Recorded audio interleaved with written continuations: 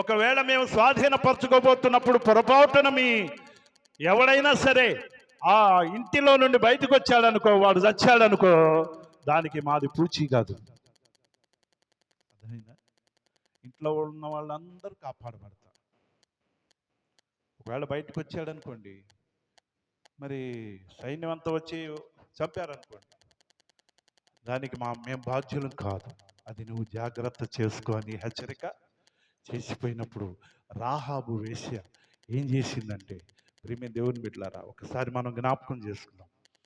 తనను కాపాడిన వారిని బట్టి తన రక్త సంబంధికులందరినీ కూడా ఇంట్లోకి ఆహ్వానించి ఎరికో పట్టణం నాశనం అయ్యే టైంలో తను తన రక్త సంబంధికులనందరినీ కాపాడుకుంది.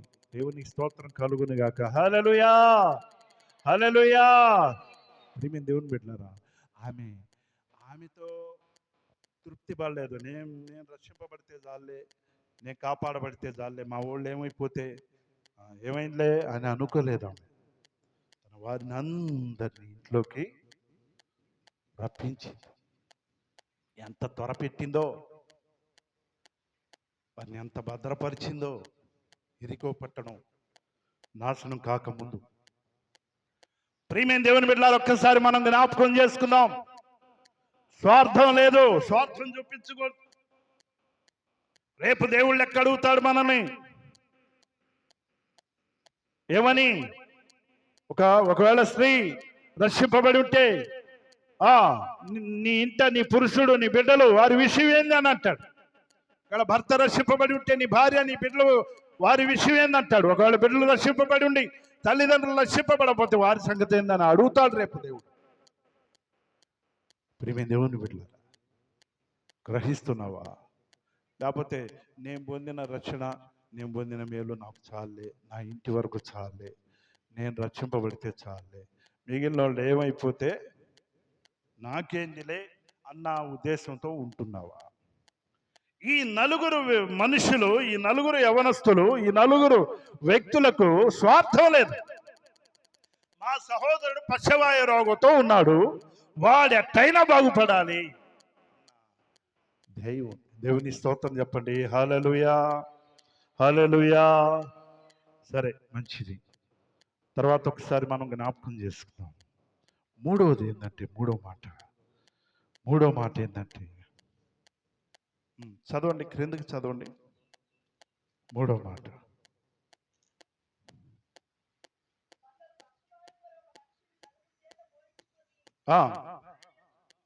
వచ్చిరి చాలా మంది కూడి ఉన్నందున వారు ఆయన ఎద్దుకు చేరలేక. చాలు ముందుకు వెళ్దాం.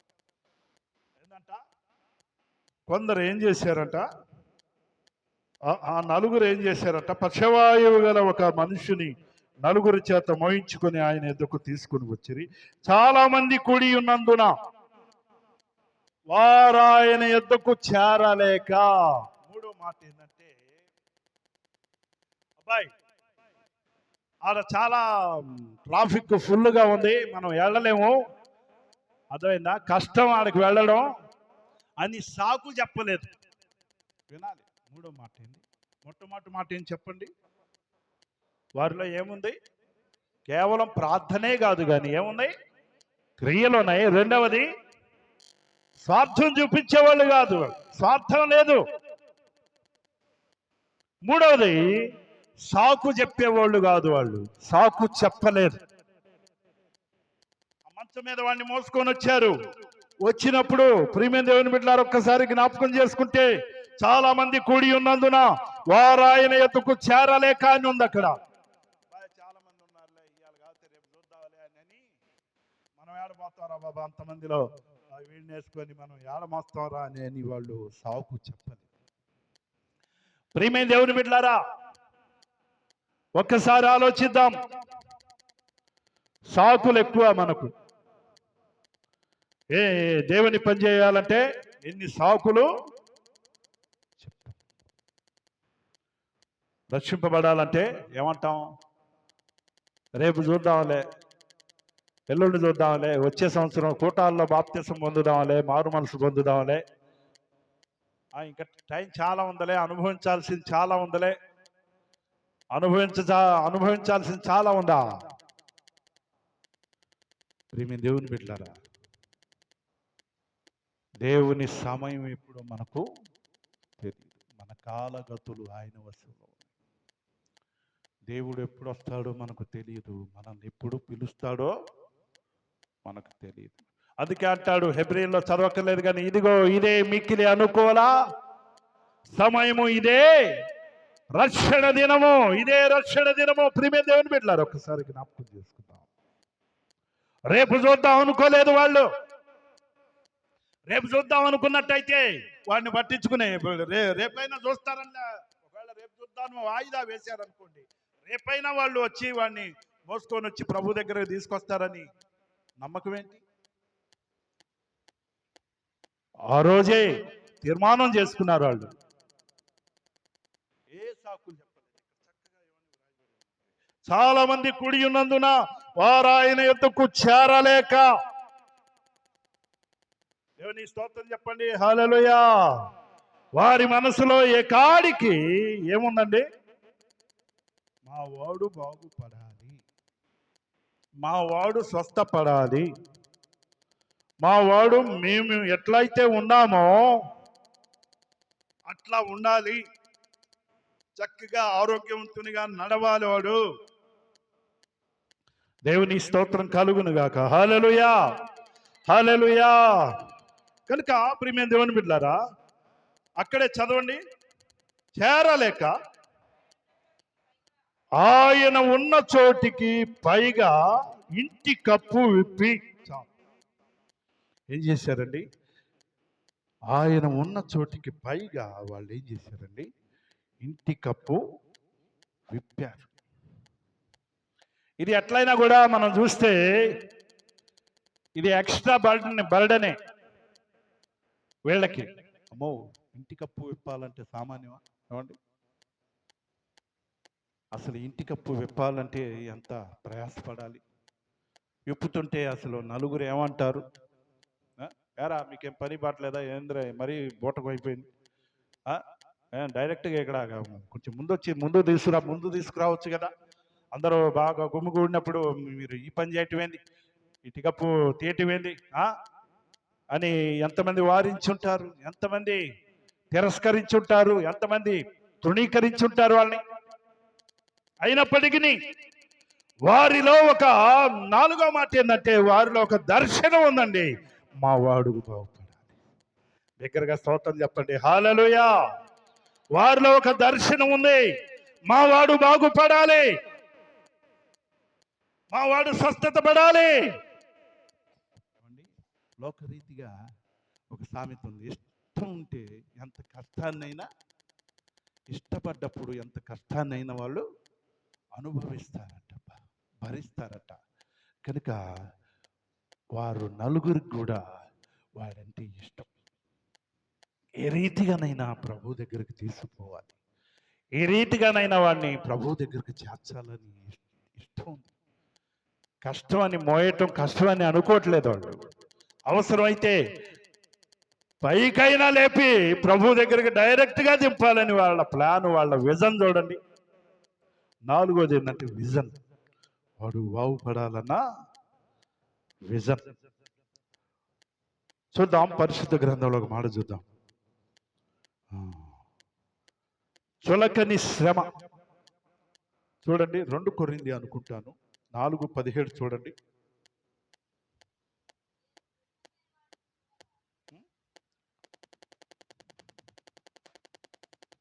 చూడండి,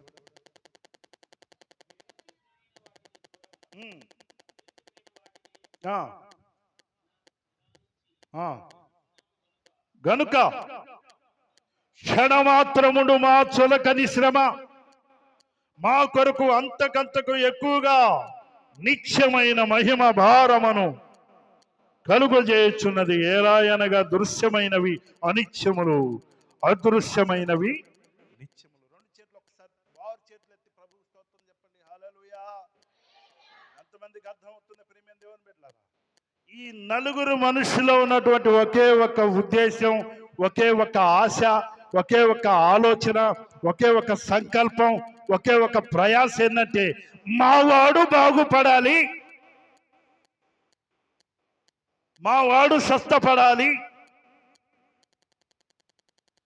అదే వీళ్ళని ఏం చేసిందంటే కేవలం అబ్బాయి అరే పశువాయం వచ్చిందా ప్రార్థన చేద్దాంలే తగ్గిట్లే అని అనలేదు. పూనుకున్నారు, క్రియలు ఉన్నాయి వాళ్ళ. యేసయ్య చేస్తున్న అద్భుత ఆశ్చర్య కార్యాలు ఈ నలుగురు ఎప్పటి నుంచో చూస్తూ ఉన్నారు. అంత మాత్రమే కాదు, రెండవ టాపిక్ ఏంటంటే స్వార్థం లేదు వాళ్ళలో. స్వార్థం మాకెందుకు, వాడు సావు వాడే చేస్తాడు, మేమెందుకు మోసుకుపోవాలి, మేమే ఆడ తీసుకెళ్తాం, వీడిని మోసుకుపోతుంటే లేనిపోయింది మళ్ళీ ఇంకోటి ఏదైనా ఏంటంటే మనల్ని అంటారు లోకం. స్వార్థం, వీడు మా సహోదరుడు, మేము ఎట్లా ఆరోగ్యంగా ఉన్నామో వాడు కూడా అట్లానే ఆరోగ్యంగా ఉండాలి అనే ఒక గొప్ప ఆశవలం. మూడోది ఏంటంటే ప్రభువారి దగ్గరికి పోవడానికి కొంచెం ట్రాఫిక్ ఎట్లా ఉందంటే అక్కడ బాగా ఇదిగా ఉంది, కిక్కిరిసి ఉంది. అయినప్పటికీ రేపు చూద్దాంలేరా, రేపు వెళ్దాంలే, ఇవాళ అంతా ఆడ బాగా ఇదిగా ఉంది అని చెప్పి సాకులు చెప్పలేదు, లేపారంతే మంచాన్ని. ప్రియమైన దేవుని బిడ్డలారా, ఒక్కసారి జ్ఞాపకం చేసుకుందాం. నాలుగోది ఏంటంటే వెళ్ళేసరికి, అక్కడికి పోయేసరికి లేకపోతే వాళ్ళకి ఒక విజన్ ఉందండి, ఎట్లయినా వీళ్ళు ప్రభు దగ్గరికి తిప్పాలని చెప్పి ఏం చేశారు వాళ్ళు, పైకి ఏం చేశారు, దేవుని స్తోత్రం చెప్పండి ఒకసారి, హల్లెలూయా హల్లెలూయా హల్లెలూయా.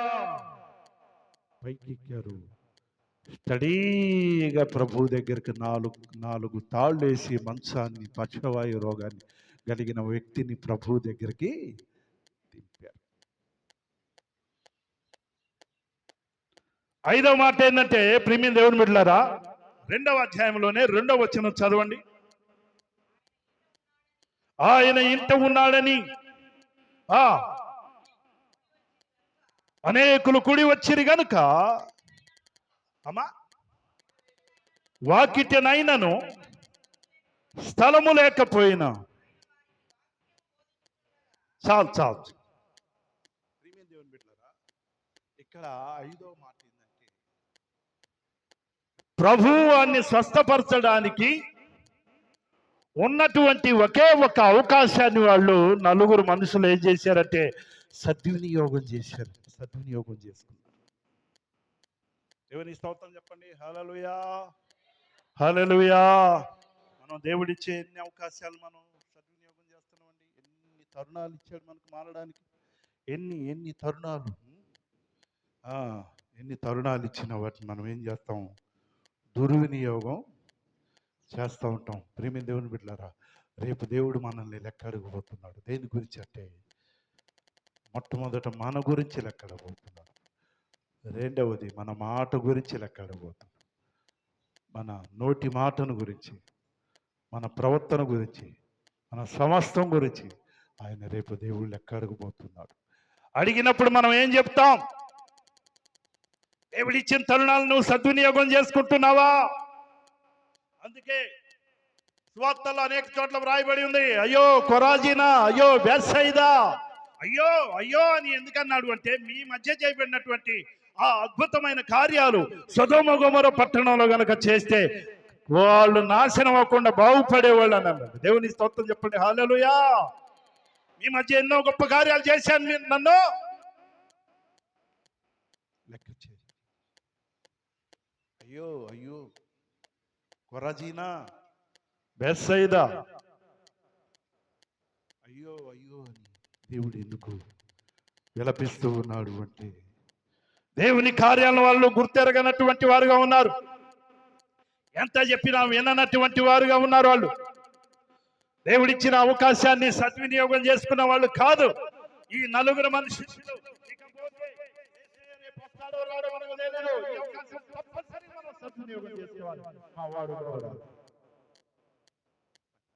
ఒకసారి అన్నారు. ఆఖరి మాట ఏంటంటే, ప్రేమిన దేవుని బిడ్డలారా, ఒకసారి జ్ఞాపకం చేసుకుందాం. ఇందాక మనం తెలుసుకున్నాం. 2:4 చూడండి. 2:4 చాలా మంది కూడి ఉన్నందున చేరలేక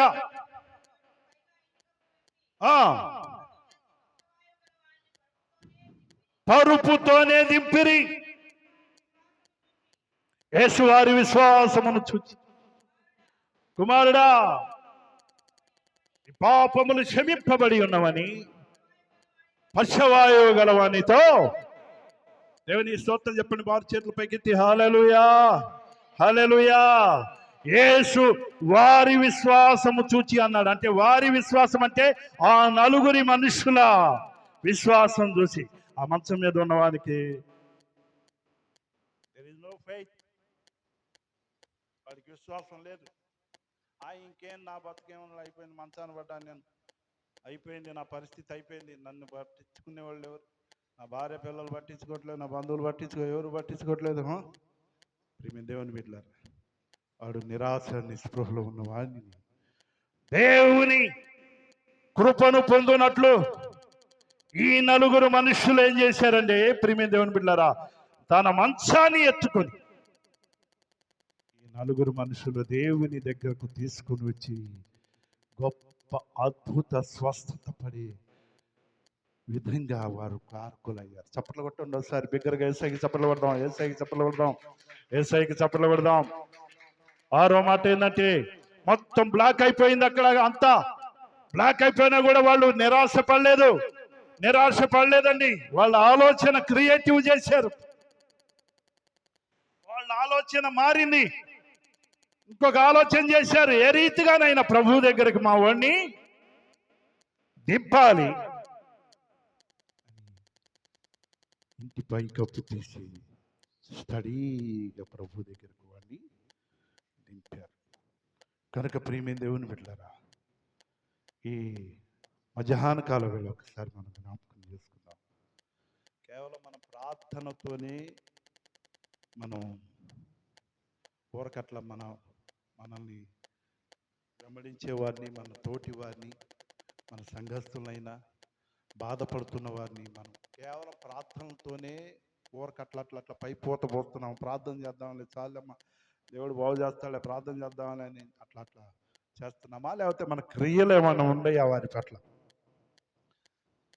నా టాపిక్ ఏంటంటే, దీని టోటల్గా ఆత్మ సంబంధమైన పశ్చాత్తాప రోగంతో బాధపడుతున్న వారు మన కుటుంబాల్లో ఎంతో మంది ఉన్నారు. వారిని ఎవరు దేవుని సన్నిధికి నడిపించడానికి ప్రయాసపడుతున్నారు, ప్రాకులాడుతున్నారు, ఆశపడుతున్నారు. ఈ నలుగురు మనుషులు నడిపించగలుగుతున్నావా? నీ స్వార్థం చూసుకుంటున్నావా? సాకులు చెప్తున్నావా? వాళ్ళు మారలేండి, వాళ్ళు ఎంత ప్రార్థన చేసినా అంత చెప్పిన వాళ్ళు మారరండి. నువ్వెవరు అసలు ఆ మాట అంటానికి? మనం ఎవరు అండి ఆ మాట అంటానికి? ఒకప్పుడు మనల్ని కూడా కొంతమంది అలా అన్నవాళ్ళే. వాడు మారడండి, ఆమె మారదండి. నేడు మారున్నామంటే మన ప్రార్థన కాదు, మన భక్తి కాదు, మన విశ్వాసం కాదు, కేవలం ఆయన కృప మాత్రమే, అంతే. దేవుని స్తోత్రం చెప్పండి, హల్లెలూయా. నా కృషి చేత కాదయ్యా, ఏదైనా నీ కృప మాత్రమేనయ్యా. నా కృషి చేత కాదయ్యా, ఏదైనా నీ కృప మాత్రమేనయ్యా. కార్యము సఫలము చేసే నీకు మహిమ ఘనత యుగములకు. కార్యము సఫలము చేసే నీకు మహిమ ఘనత యుగములకు.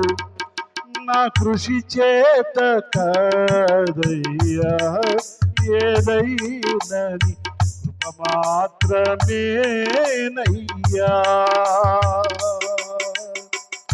స్తోత్రం, హల్లెలూయా, హల్లెలూయా. కేవలం ఆయన కృప మాత్రమేనండి మనల్ని రక్షించింది. కేవలం ఆయన కృపే మనల్ని ఆయన బిడ్డలయ్యే విధంగా ఆయన లెక్కలో మనల్ని పడేసింది. అంతేగాని నేనేదో పేద పోటుగాడినో లేకపోతే పేద ప్రార్థన పరునో పేద విశ్వాసనో కాదండి. మన విశ్వాసం ఎంత, మన ప్రార్థన ఎంత, మన భక్తి ఎంత దేవుని ఎదుట ఆయన కృప ద్వారా మాత్రమే తండ్రి అయిన దేవుని ఆకర్షణలో నిన్ను నన్ను ప్రభువైన యేసుక్రీస్తు వారు నిలిపాడంటే, ప్రభువైన యేసుక్రీస్తు వారిని బట్టి తండ్రి అయిన దేవుడు మనల్ని ఆకర్షించాడు. కనుక తండ్రిని కానీ కుమారుని కానీ పరిశుద్ధాత్మని కానీ వేరు చేయడానికి ఎవడు కూడా సాహసించకూడదు. ముగ్గురు ఒక్కరే, ఒక్కరే ముగ్గురు, ముగ్గురు ఒక్కరే, ఒక్కరే ముగ్గురు. ప్రేమ దేవుని బిడ్డలారా జ్ఞాపకం చేసుకుందాం. కనుక యేసు వారి విశ్వాసమును చూచి అని అన్నాడు. ఆ నలుగురి విశ్వాసమును చూచి మంచం మీద ఉన్నటువంటి పక్షవాయు రోగగ్రస్తుడు ఏమంటున్నాడమ్మా, ఏమంటున్నాడు చదవండి, ముగించుకుందాం. కుమారుడా, నీ పాపములు క్షమింపబడి ఉన్నవి. ఎందుకో ఏమనాలా మామూలుగా అయితే, కుమారుడా లేచి నీ పరుపెత్తుకొని నడు అనాలా. ముందేమన్నాడు, నీ పాపములు క్షమింపబడి ఉన్నవి. నీ పాపములు క్షమింపబడి ఉన్నవని పక్షవాయువు గలవారితో చెప్పాను. అమ్మా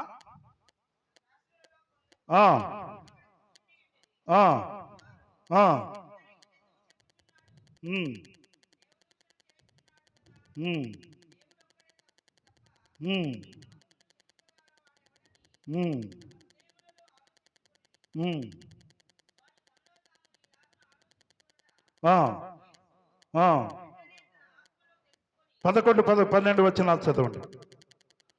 పక్షవాయువు గలవాని చూచి నీవు లేచి నీ పరుపెత్తుకొని ఇంటికి పొమ్మని నీతో చెప్పుచున్నాను నేను. తక్షణమే, ఏమండి ఎప్పుడట, తక్షణమే, వెంటనే వాడు లేచి పరుపెత్తుకొని వారందరి ఎదుట నడిచిపోయాను. గనుక వారందరూ విభ్రాంతి నొంది మనం ఇలాంటి గొప్ప కార్యాలని ఎన్నడూ చూడలేదని చెప్పుకొనుచు దేవుని మహిమ పరచిరి.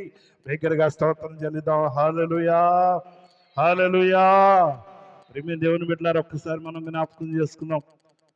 ఈ ఉదయకాల వేళ ఆ నలుగురి విశ్వాసాన్ని బట్టి వారి సహోదరుడైనటువంటి పక్షవాయువు గల మనుషుడు బాగుపడ్డాడు. కారణం ఏంటంటే వాళ్ళు కేవలం ప్రార్థనతో సరిపెట్టలేదు, వాళ్ళు పూనుకున్నారు. వీడి స్వస్థత కొరకు పూనుకొని వాళ్ళలో క్రియలు ఉన్నాయి, నిలబడ్డారు. వాళ్ళలో స్వార్థం లేదు, వాళ్ళు సాకు చెప్పలేదు. ఎలాంటి పరిస్థితులైనా, ప్రతికూల పరిస్థితులైనా, అక్కడ బాగా బిజీగా వాళ్ళంతా జనసమూహం అంతా కూడి ఉన్నప్పటికీ, ప్రభు దగ్గర పోవడానికి అవకాశం లేనప్పటికీ వారు వెనకాడలేదు. దేవుడిచ్చిన అవకాశాన్ని సద్వినియోగం చేసుకున్నారు.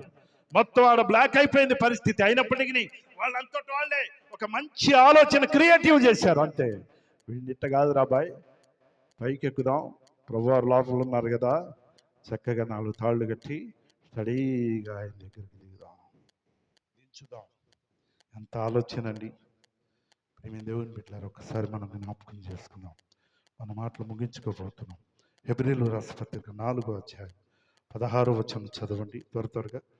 హెబ్రీలు రాసిన పత్రిక 4:16. 4:16.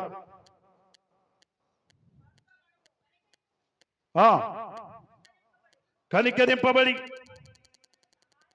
సమయోచితమైన సహాయము కొరకు కృప పొందునట్లు ధైర్యముతో కృపాసనమునద్దకు చేరుదాము.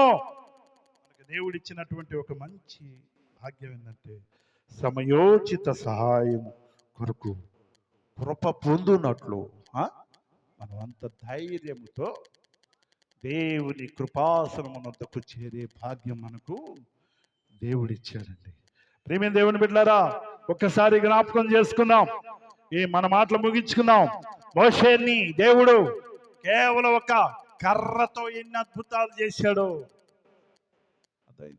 మోషేని దేవుడు ఎలా వాడుకున్నాడు? తన చేతి కర్రతో ఏం చేశాడు? ఎర్ర సముద్రం పాయలు చేశాడు. ఎన్నో గొప్ప కార్యాలు చేశాడు ఫరో ఎదుట.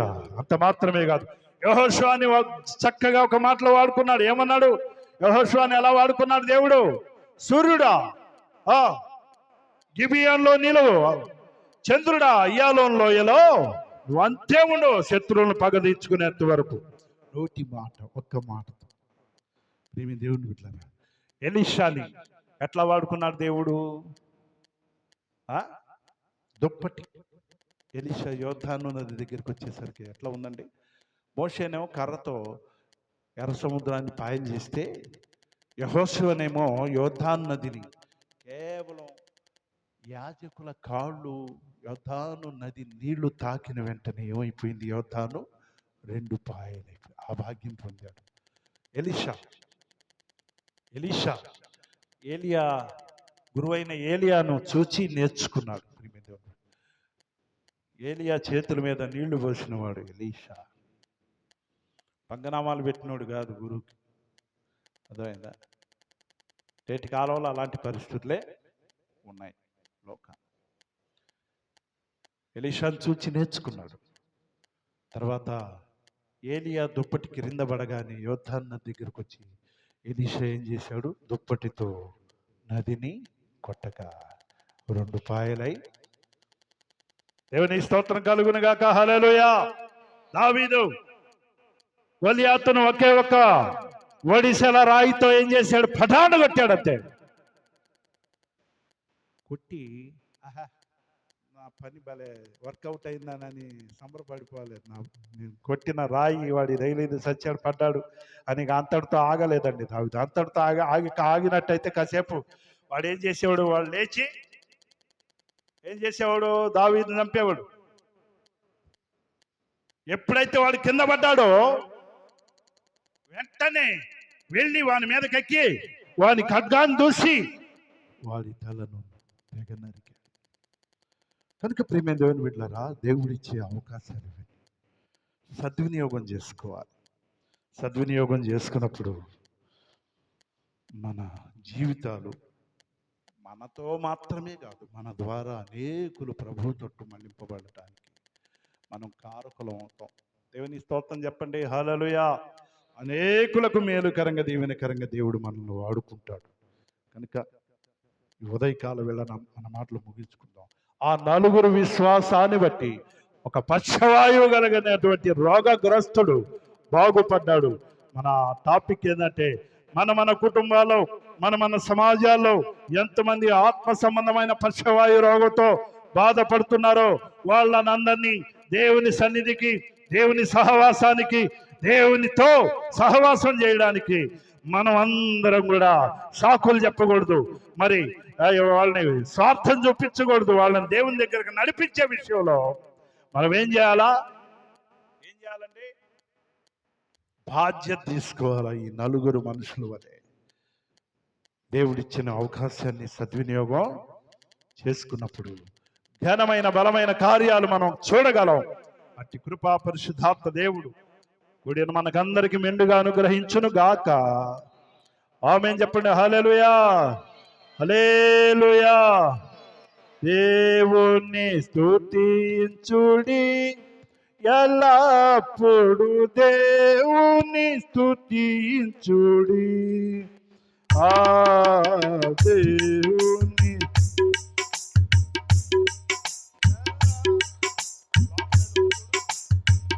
స్తుతించుడి, ఆయన పరిశుద్ధాలయ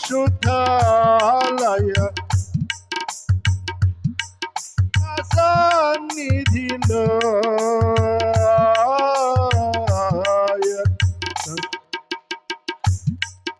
ఎల్లప్పుడు దేవుని దేవుని దేవుని స్తోత్రం చెప్పండి. హల్లెలూయా. మంచి దినాల్లో ఉన్నాం మనం, ప్రభు రాకడ దినాల్లో ఉన్నాం. ఆయన ఎప్పుడు వస్తాడో మనకు తెలియదు. పోతామో మనకు తెలియదు.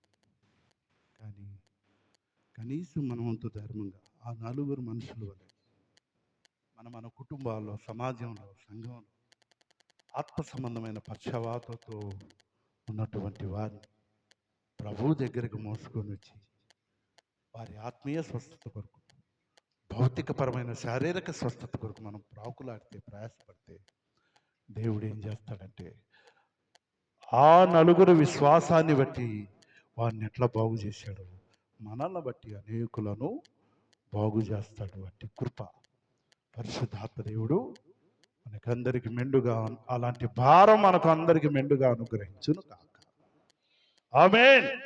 దేవుని మాటలు మనందరి హృదయాల్లో తన పరిశుద్ధాత్మ నీరుగట్టి ఫలింపు చేయని గాక. హల్లెలూయా. సోదరులు సైమన్ గారు, దానయ్య గారు ప్రార్థన చేస్తారు. ఏకీవేద్దాం త్వరగా.